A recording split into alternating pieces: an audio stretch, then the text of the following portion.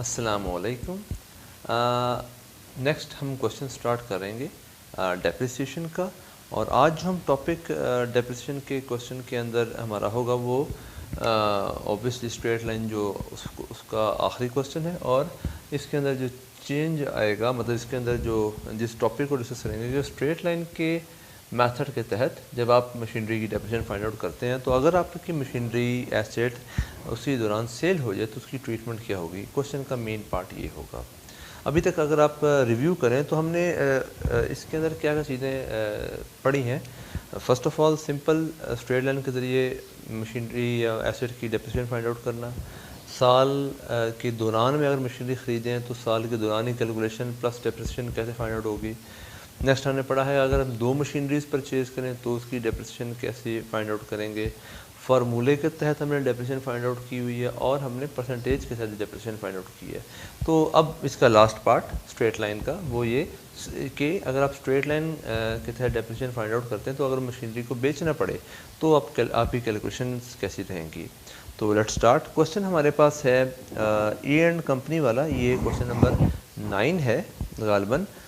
मेरी बुक में तो है, आपकी बुक में शायद चेंज हो सकता है। स्टार्टिंग हो रहा है ए एंड कंपनी के नाम से। पेज नंबर है हमारे पास 251 और हम लोग फॉलो कर रहे हैं principles of accounting part MRF Suhail Afzal की पार्ट 2 की बुक।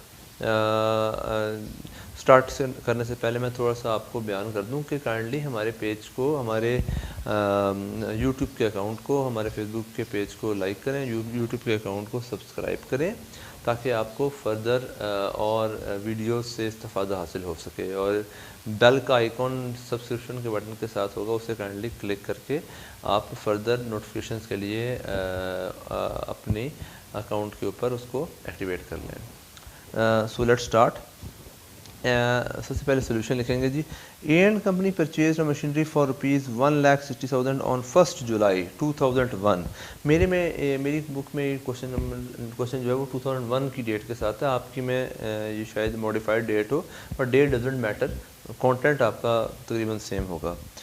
तो ए एंड कंपनी ने परचेज की मशीनरी, तो हमारे पास मशीनरी है। तो सबसे पहले यहाँ पर लिख लें आपके, ये है मशीनरी अकाउंट।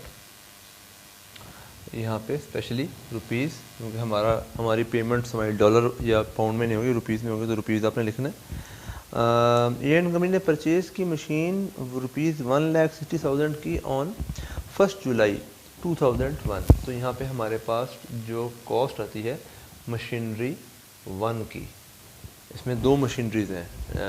मैं आपको साथ साथ बयान करता जाऊँ। मतलब इसमें हम 3 काम करेंगे। पहली मशीनरी की डेप्रिसिएशन फाइंड आउट करेंगे। नेक्स्ट उस पहली मशीनरी को कुछ अरसे के बाद सेल करेंगे, दूसरा काम। और तीसरा काम, हम एक दूसरी मशीनरी परचेज़ करेंगे। तो ये 3 काम हम इस क्वेश्चन में करेंगे। तो इसलिए मैंने M1 लिखा है, क्योंकि M2 भी एक साथ आगे शामिल होगी। तो M1 मशीनरी 1 हमारे पास मौजूद है, जिसकी वैल्यू है 1,60,000 और इसकी हमारी परचेजिंग डेट है जी 1 जुलाई 2001 जुलाई 1। M2 के लिए जगह छोड़ देते हैं। आगे क्या कहता है कि the books are closed on 31 December every year. Obviously अगर वो ना भी बताता तो हम लोग 31 दिसंबर को ही करेंगे books closed. On 30th June 2004, it was sold for ₹70,000। तो हमारे पास सेल की उसने तफसील बताई है कि हमने उसको 70,000 का सेल कर दिया। And new machinery was purchased, और एक सेल किया 30 जून 2004। तो इसकी जो डेट है वो 2004 30 जून। आगे, and on the same date a new machinery was purchased for ₹1,80,000। और इसने M2 नई मशीनरी परचेज की 1,80,000 की, और डेट क्या थी, यही नीचे वाली 30 जून 2004। नेक्स्ट, अब उसने कॉस्ट और उसकी सेल प्राइस तो बयान कर दी।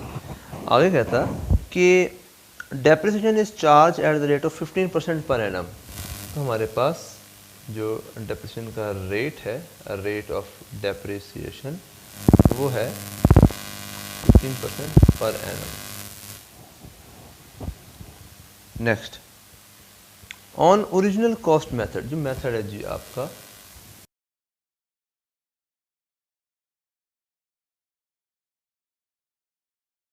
कॉस्ट या फिक्स्ड इंस्टॉलमेंट, जो कि सेम वाला मेथड है। Prepare the machinery account up to 2004, मतलब अगर हम गिने 2001 से स्टार्ट होता है, 2001, 2, 3 और 4, 4 ईयर्स का टाइम जो है हमारे पास है, 4 ईयर्स। अब स्टार्ट करते हैं क्वेश्चन। तमाम तफसीलात आपके पास आपके सामने है। स्ट्रेट लाइन मेथड है और मशीनरी 1। पहले इसको हम लोग अपने पास वर्किंग में सॉल्व करेंगे। मैं यहाँ पे साथ साथ लिख रहा हूँ वर्किंग 1। इसको थोड़ा सा डिफ्रेंशिएट कर दूँ ताकि ज़रा आपके लिए समझने में आसानी रहे। और यहाँ पे वर्किंग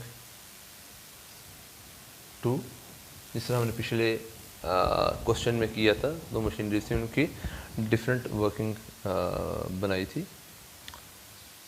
अब ज़रा स्टार्ट करते हैं। वर्किंग 1 के अंदर मशीनरी 1 आ गई है आपके पास, M1 लिख लें इसे, और इसे M2 लिख लें ताकि आपको ज़हन में रहे कि वर्किंग 1 M1 की और वर्किंग 2 M2 की है। तो 1,60,000 की मशीनरी हमने परचेज़ की और तारीख थी 2001 और जुलाई से लेके ये मशीनरी यूज़ होगी दिसंबर तक। 2001 मशीनरी की वैल्यू थी 1,60,000।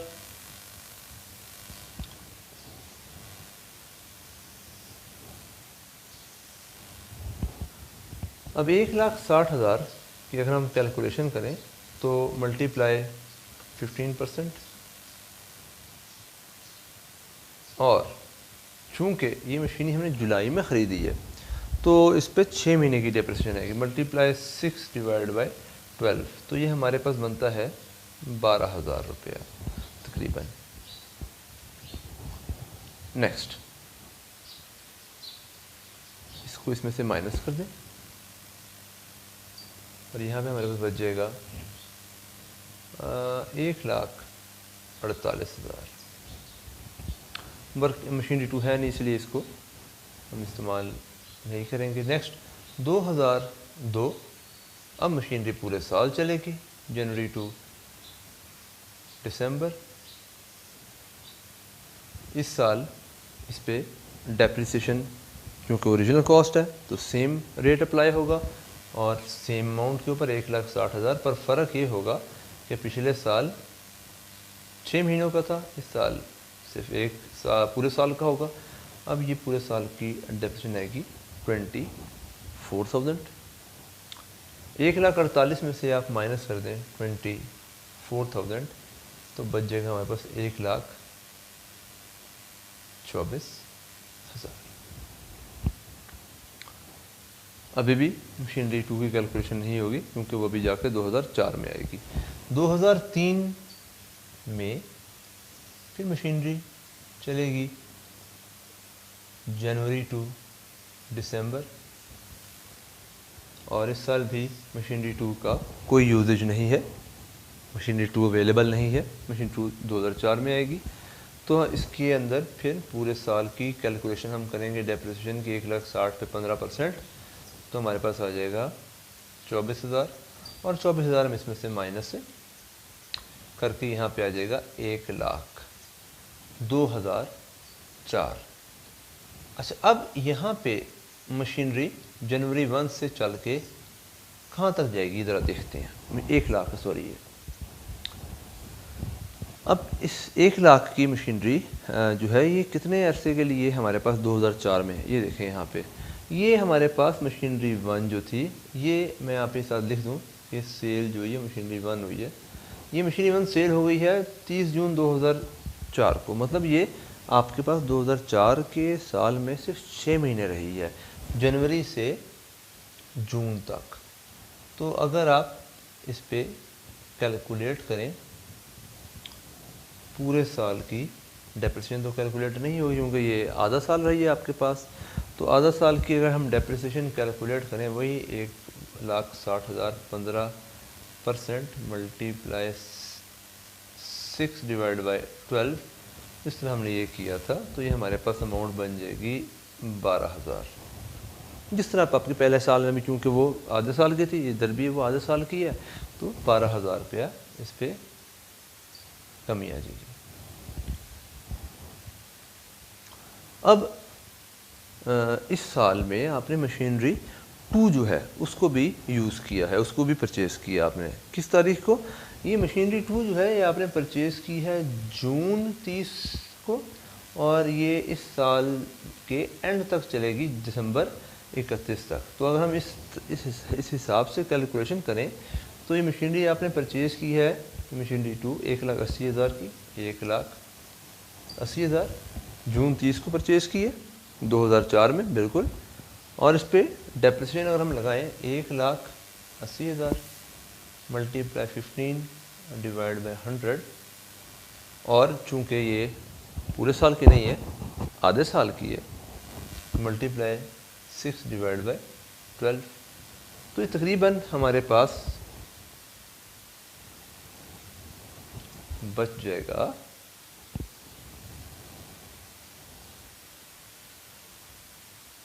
13,500 रुपये। 13,500 रुपया हमारे पास डेप्रिसिएशन की मद में इसमें से डिक्रीज़ होगा आधे साल का। माइनस करें तो हमारे पास यहाँ पे 5 और 6 1,665,00 हमारे पास इस मशीनरी का बैलेंस जो है वो बच जाएगा।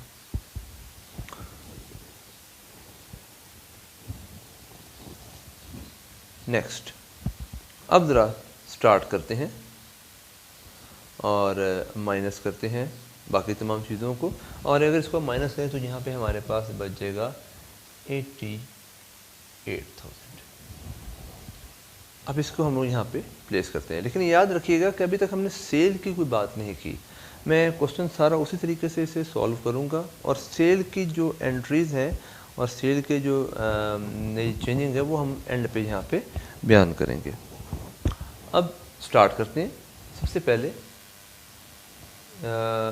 2001, ये इधर भी 2001 4 साल का रिकॉर्ड है। स्टार्ट लेकिन हो रहा है, ये देखें, जुलाई के अंदर। तो जुलाई 1 मशीनरी ख़रीदी, कैश अकाउंट। मैं अपनी हर एक जो वीडियो है उसके अंदर ये कहता हूँ कि ये कैश अकाउंट, और यहाँ पे हमारे पास दिसंबर 31 को डेप्रिसिएशन। इस एंट्री को रिकॉर्ड करने के लिए हमने जर्नल एंट्रीज़ को प्रॉपरली सीखा हुआ है डेप्रिसिएशन के पहले क्वेश्चन के अंदर। तो काइंडली उसको देख के जितने भी नए व्यूवर्स हैं वो इन एंट्रीज़ को वहाँ सीख सकते हैं, क्योंकि ये यहाँ पे जो हमने प्लेस किया है ये एक एंट्री के तहत प्लेस किया है। तो काइंडली हमारी पहली वीडियो को देखें और उसके अंदर हमने तफसील से हर एक चीज़ बयान की है कि ये चीज़ यहाँ पे हमने क्यों रिकॉर्ड की है। नेक्स्ट हमारे पास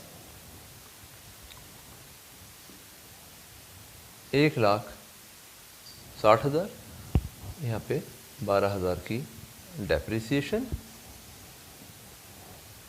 ये वाला पोर्शन अभी हम कर रहे हैं। दिसंबर 31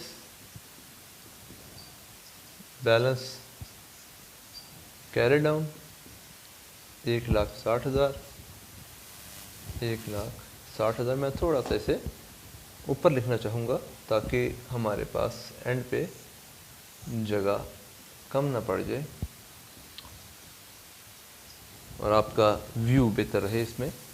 1,60,000 और ये बन जाएगा हमारे पास 1,48,000। अब 1,48,000 इस साइड पे शिफ्ट होगा। बैलेंस ब्रॉड डाउन के नाम से जनवरी 1 2002 दिसंबर 31। अब ये वही पैटर्न पे चल पड़ा सारा का सारा 3 सालों के लिए। डेप्रिसिएशन अकाउंट और बैलेंस कैरी डाउन। इस साल आपके पास जो डेप्रिसिएशन है वो है 24,000, बड़ी साइड 1,48,000, ये लेजर है, बड़ी साइड का टोटल दोनों साइड पे आएगा और हम इसको इसमें से माइनस करेंगे तो बच जाएगा 1,24,000। नेक्स्ट ये 1,24,000 यहाँ शिफ्ट होगा, बैलेंस ब्रॉड डाउन जनवरी 1, 2003। काइंडली हमारी वीडियो को शेयर करें सोशल मीडिया के प्लेटफॉर्म्स पे, व्हाट्सएप, फेसबुक, इंस्टा, ताकि हमारा ये वीडियोस को बनाने का रीज़न ये है कि ये हर उस बच्चे तक पहुँचे जो प्राइवेट कॉलेजेस, गवर्नमेंट के अच्छे कॉलेजेस में पैसे ना होने या मेरिट पे ना आने की वजह से एडमिशन नहीं ले पाते। काइंडली इस वीडियो को ज़्यादा से ज़्यादा शेयर करें ताकि लोग घर बैठे तैयारी करके फाइनल एग्ज़ाम्स में बेहतर आउटपुट दे सकें। और आप हमारे साथ इस बेहतर अमल में हिस्सेदार हों। ये एक सदका जारी है जो कि आप अगर इसको आगे शेयर करेंगे तो वो आपके लिए आखिरत का ख़जाना बनेगा। 1,24,000, 1,24,000 माइनस करेंगे जी इस साल डेप्रिसिएशन, ये हम इस वाले पार्ट पे 2003, तो यहाँ पे हमारे पास 1,00,000, 2004 जनवरी 1। अब आपने थोड़ा सा तवज्जो करनी है क्योंकि इस साल में हमने एक नई चीज़ ऐड करनी है। ये 1,00,000 आ गया, ये वाला बैलेंस, फिर 2004। मैं यहाँ पे अभी ईयर जो डेट है वो नहीं लिखूँगा, मैं सिर्फ यहाँ पे लिख रहा हूँ जी डेप्रिसिएशन अकाउंट। और डेप्रिसिएशन आपके पास दो है इस दफ़ा, एक 13,500 और एक 12,000। तो इसे इकट्ठा करके आप यहाँ लिखेंगे 13,500 प्लस 12,000 और टोटल करें आप इसको तो हमारे पास बनेगा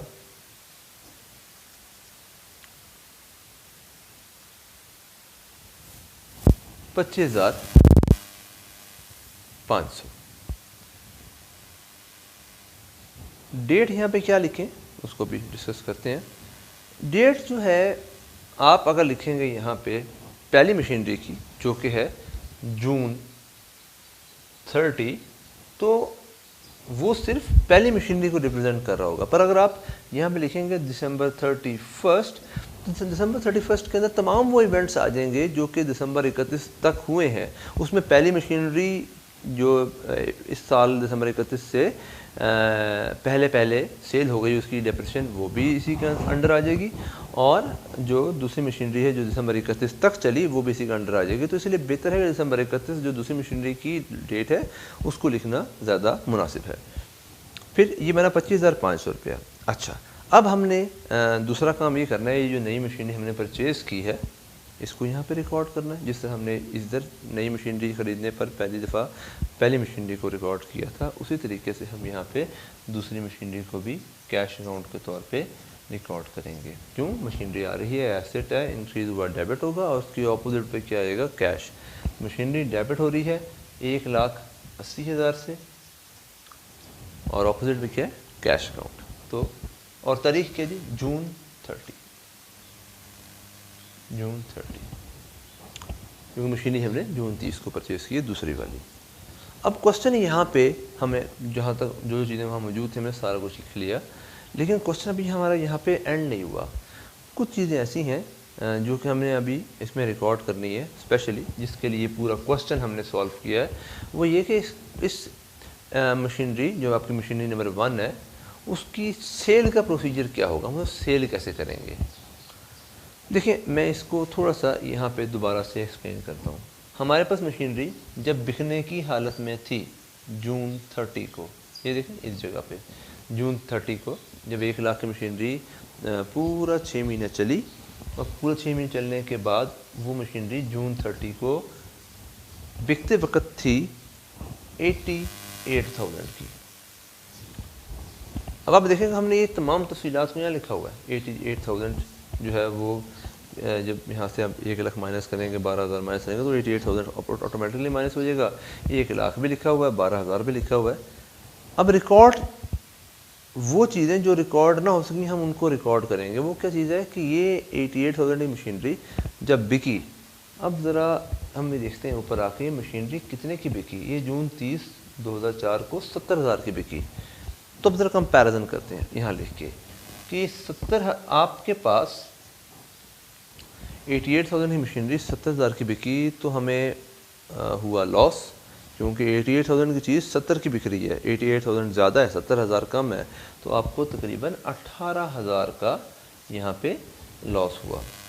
अब जब आपने देखा कि हमें 18,000 का लॉस आ रहा है यहाँ पे, तो आप अब यहाँ पे नोट डाउन करें कि आपने 88,000 को भी रिकॉर्ड किया हुआ है, मतलब वो माइनस होगा तो रिकॉर्ड हो जाएगा।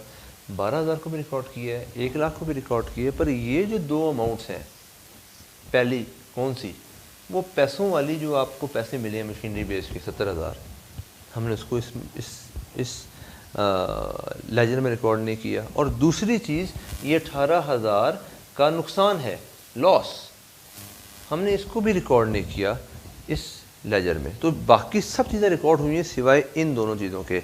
ये आपका 70,000 की मशीनरी जो आपको पैसे मिले मशीनरी के, और दूसरा ये 18,000 रुपये का जो आपको मशीनरी बेचने पे लॉस हुआ है। ये दोनों चीज़ें हमने अब यहाँ पर रिकॉर्ड करनी है। अब आप जानते हैं कि हम जब भी कोई चीज़ रिकॉर्ड करते हैं, जिस तरह ये डेप्रिसिएशन और कैश होने पहली दफ़ा रिकॉर्ड किया था, तो ये दोनों एंट्री की सूरत में यहाँ पे रिकॉर्ड हुए थे।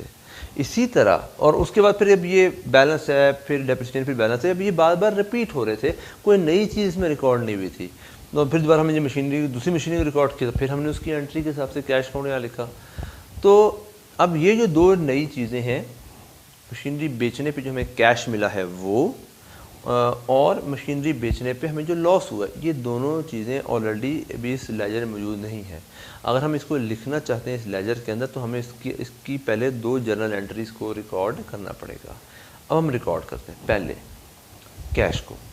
कैश हमें मिल रहा है और मशीनरी हमारे पास से जा रही है, तो इसकी एंट्री करते हैं। एंट्री क्या होगी, कैश हमें मिलेगा, कैश हमारा एसेट है, इंक्रीज़ होगा, डेबिट हो जाएगा। और बदले में कितना कैश मिला, 70,000, और बदले में हम उनको क्या दे रहे हैं, मशीनरी। तो मशीनरी हमारे पास से जा रही है, मशीनरी एक एसेट है, डिक्रीज़ होगा तो क्रेडिट हो जाएगा। तो कैश की एंट्री तो ये होगी, और इस तरीके से एंट्री यहाँ पे इस लेजर में रिकॉर्ड होगी। और जो दूसरी नई चीज़ है जो पहले से मौजूद नहीं थी, वो है ये लॉस। अब स्टूडेंट्स याद रखिएगा कि लॉस अकाउंट या खाली प्रॉफिट अकाउंट कोई अकाउंट का नाम नहीं है। अकाउंट लॉस के लिए भी और प्रॉफिट के लिए भी एक ही अकाउंट इस्तेमाल होता है, जिसका नाम है प्रॉफिट एंड लॉस अकाउंट। तो जब भी आप रिकॉर्ड करेंगे, लॉस होगा तो प्रॉफिट एंड लॉस अकाउंट, जो लॉस आपका एक्सपेंस होता है, डेबिट होता है, वो profit and loss account debit हो जाएगा। और अगर जब भी आपका लॉस जो है वो प्रॉफिट होगा आपका, तो प्रॉफिट एंड लॉस अकाउंट आपका क्रेडिट हो जाएगा, क्योंकि प्रॉफिट इनकम है, इनकम हमेशा क्रेडिट होती है इंक्रीज़ होने पे, तो प्रॉफिट एंड लॉस अकाउंट आपका क्रेडिट हो जाएगा। लेकिन हम यहाँ पे इसको तफसील से देखते हैं क्या कि हमें ये लॉस हो रहा है, तो आप जिस तरह भी हमने डिस्कस किया कि लॉस एक्सपेंस है, इंक्रीज़ होगा तो डेबिट हो जाएगा। आप यहाँ पे लॉस नहीं लिख सकते, हम लिखेंगे लॉस की जगह पे पूरा account profit and loss, expense है, इंक्रीज़ होगा, डेबिट हो जाएगा। और ये लॉस हो रहा है हमें किसके जाने पे, मशीनरी के जाने पे। तो मशीनरी एक एसेट है, वो डिक्रीज़ होगी तो क्रेडिट हो जाएगी। कितने का लॉस हो रहा है हमें इस एंट्री में, 18,000 का। मशीनरी के जाने पे हमें 18,000 रुपये का लॉस हो रहा है। तो ये हमारे पास दो नई एंट्रीज़ हैं जो कि हम लोग इसको इसके अंदर रिकॉर्ड करेंगे। क्योंकि ये चूँकि एक लेजर है तो इसके अंदर जब भी कोई नई चीज़ रिकॉर्ड होगी तो उसकी एंट्री होना ज़रूरी है। अच्छा, ये एंट्री आपने लिखनी नहीं है, आपको समझाने के लिए है। और ऑनवर्ड्स जिस तरह आप इन दोनों को भी कभी एंट्री की सूरत में लिखते नहीं थे, डायरेक्टली इसमें रिकॉर्ड कर देते थे। एग्जामिनर की भी यही आपकी रिक्वायरमेंट होगी फाइनल के अंदर, आपने इस एंट्री को करके दिखाना नहीं है, उसको अंडरस्टूड होगा कि आपको एंट्री पता है। लेकिन हम चूँकि आपको एक्सप्लेन कर रहे हैं एक एक चीज़, तो आपके लिए जानना ज़रूरी है कि कोई भी अकाउंट यहाँ पे इस जगह पे आ रहा है तो वो एक लेजर में प्लेस हो रहा है, और लेजर के अंदर वो चीज़ रिकॉर्ड होती है जो जर्नल में एंट्री की सूरत में पहले रिकॉर्ड होती है, वो एंट्री ट्रांसफ़र होती है लेजर के अंदर। तो ये इसकी दो एंट्रीज़ हैं, जनरल एंट्रीज़। अब चूँकि मशीनरी का अकाउंट बना रहे हैं तो मशीनरी के हिसाब से इसको मशीनरी के लेजर में प्लेस करेंगे। मशीनरी यहाँ पे क्रेडिट हो रही है 70,000 से। देखिए मशीनरी क्रेडिट हो रही है, 2004 में बिका है ना, तो 2004 में रिकॉर्ड होगा 70,000। और मशीनरी 70,000 से क्रेडिट हो रही है, अपोजिट पे या उसकी वजह बन रही है कैश, तो इसके यहाँ पे आएगा हमारे पास कैश अकाउंट।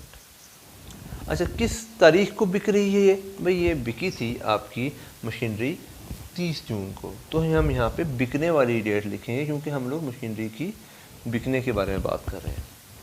30 जून को कैश मिला आपको मशीनरी बेच के। अब दूसरी प्रॉफिट एंड लॉस के बारे में बात करते हैं। प्रॉफिट एंड लॉस का तो लेजर नहीं है यहाँ पे, पर मशीनरी का लेजर है, तो मशीनरी के लेजर के हिसाब से मशीनरी को के अकाउंट के हिसाब से मशीनरी के लेजर में अमाउंट को प्लेस करेंगे। तो मशीनरी क्रेडिट हो रही है 18,000 से, मशीनरी क्रेडिट हो रही है 18,000 से, और ऑपोजिट पे उसके अकाउंट है प्रॉफिट एंड लॉस अकाउंट। तो यहाँ पे हमारे पास आ गया प्रॉफिट एंड लॉस अकाउंट। अच्छा, कब आपको पता चला इस प्रॉफिट एंड लॉस का? जिस तरह आपने माल या मशीनरी को बेचा, आपको आइडिया हो गया कि मुझे प्रॉफिट हुआ या लॉस हुआ। तो हमने मशीनरी को कब बेचा? जून 30 को, तो लॉस के बारे में भी आपको तभी इल्म हो गया, जून 30 को ही आपको प्रॉफिट एंड लॉस हुआ। अब आपने तकरीबन तमाम चीज़ें यहाँ पे रिकॉर्ड कर ली हैं, डेप्रिसिएशन भी रिकॉर्ड हो गई है। अब इसे टोटल करते हैं। अब आपका लेजर जो है वो प्रॉपरली उसमें तमाम चीज़ें मौजूद हैं। देखते हैं कि इसका बैलेंस कितना आता है। इसको मैं थोड़ा सा ऊपर लिखूँगा और यहाँ पे हमारे पास आएगा बैलेंस।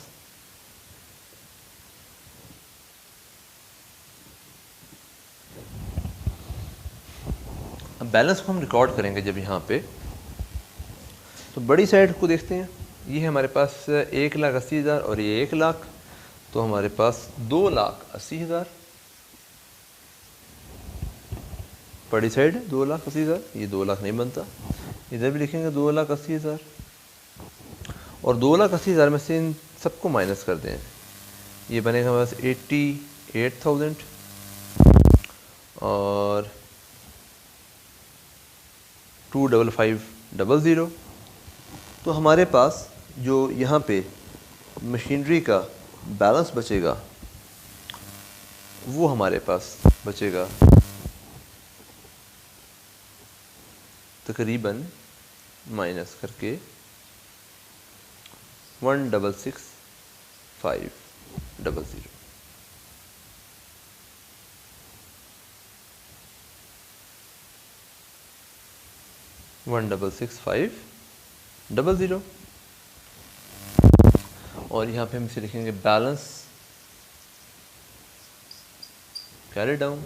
अब ये बैलेंस किस दिन हम फाइंड आउट करेंगे? क्योंकि आपके पास दो मशीनरीज हैं। पहली मशीनरी आपकी जून में एंड हो गई और दूसरी मशीनरी आपकी जाके एंड हुई दिसंबर 31 को। तो जब दूसरी मशीनरी को हम एंड करेंगे तो हमें आइडिया होगा कि हमारे पास टोटल बैलेंस कितना पड़ा हुआ है। तो ये हमारे पास बचेगा यहाँ पे दिसंबर 31 को बैलेंस 166,500। अब इस क्वेश्चन को यहाँ पे एंड करते हैं, पर लास्ट टाइम आपने वही करना है कि आपने इस बैलेंस को आगे शिफ्ट करना है। तो यहाँ पे हमारे पास आ जाएगा बैलेंस ब्रॉट डाउन 166,500 जनवरी 1, 2005, और इसी के साथ आपका क्वेश्चन एंड होता है। याद रखिएगा कि सेल वाले क्वेश्चन में आपने इन दो चीज़ों को प्रॉफिट एंड लॉस, चाहे प्रॉफिट हो या चाहे लॉस हो, वैसे आमतौर पे प्रॉफिट नहीं होता, लॉस ही होता है, बिकॉज आप जब भी कोई सेकंड हैंड चीज़ को सेल करते हैं तो उसकी कीमत कम ही लगती है, और वो चूँकि ऑलरेडी अपनी एंडिंग डेट पे पहुंच रही है, वो सेल होने के करीब, मतलब वो अपनी डिमिनिशिंग की तरफ जा रही है, तो इसलिए उसकी वैल्यू जब भी इन्वेस्टर लगाता है तो वो वैल्यू कम होती है, तो आमतौर पे आपको लॉस ही होगा। तो लेकिन आपने लिखना है profit and loss. Loss account कोई अकाउंट का नाम नहीं है, अकाउंट का पूरा नाम होता है प्रॉफिट एंड लॉस। और प्रॉफिट एंड लॉस और कैश दो ऐसी चीज़ें थी जो आपने यहाँ पे रिकॉर्ड करनी थी। सो ये था आपका स्ट्रेट लाइन मेथड का आखिरी क्वेश्चन। किसी भी किस्म के प्रॉब्लम की सूरत में आप वीडियो को दोबारा देख सकते हैं, ताकि जहाँ पे आपको मसाइल आए आप उस चीज़ को सही तरीके से क्लैरिफाई करें। फर्दर मोर डेप्रिसिएशन के जो शॉर्ट क्वेश्चंस हैं वो आपको मिलेंगे हमारे फेसबुक अकाउंट से, जिसका लिंक आपको वीडियो के नीचे मौजूद होगा, आपको दिया जाएगा। आप वहाँ से उस पर क्लिक करके फेसबुक अकाउंट को एक तो लाइक करें और साथ वहाँ पे मौजूद लिंक से अकाउंट्स, अपने जो नोट्स हैं आप उनको फाइंड आउट कर सकते हैं, उससे अपनी शॉर्ट क्वेश्चन की तैयारी कर सकते हैं। काइंडली हमारे यूट्यूब पेज को सब्सक्राइब करें, शेयर करें, ताकि वो लोग जो कि प्राइवेट एग्ज़ाम्स दे रहे हैं, वो फीसिस बड़े बड़े कॉलेजेस की अफोर्ड नहीं कर सकते, उनके एडमिशन्स नहीं हो पाते अच्छे गवर्नमेंट कॉलेजेस में, वो हमारे इस कंटेंट से फ़ायदा उठा के अपने फ्यूचर को सिक्योर कर सकें। हमारा मकसद है फ्री एजुकेशन फॉर ऑल, और इस सदका जारिया में आप काइंडली हमारी हेल्प करें। थैंक